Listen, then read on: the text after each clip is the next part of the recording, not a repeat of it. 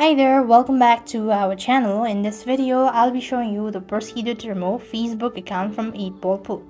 To do this, you want to first of all make sure to update your application and you make sure that you're connected to an internet service as well. Now then, you want to first thing open your Facebook account, and this is how the interface will look like. After which, what you need to do is click the menu bar from the top right hand side corner of your screen. Then click on the gear icon from the top right once again. And when you go to settings and privacy, you want to scroll down to the bottom until you see this your activity section. Underneath, you could find apps and website. You want to simply go ahead and click that out. So as you click on apps and website, you could see your Facebook account that is linked to other application.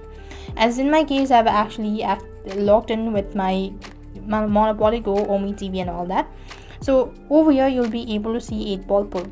Unfortunately, I have not linked my Facebook account with 8-ball pool, so it's not available at the moment, or it's not showing up.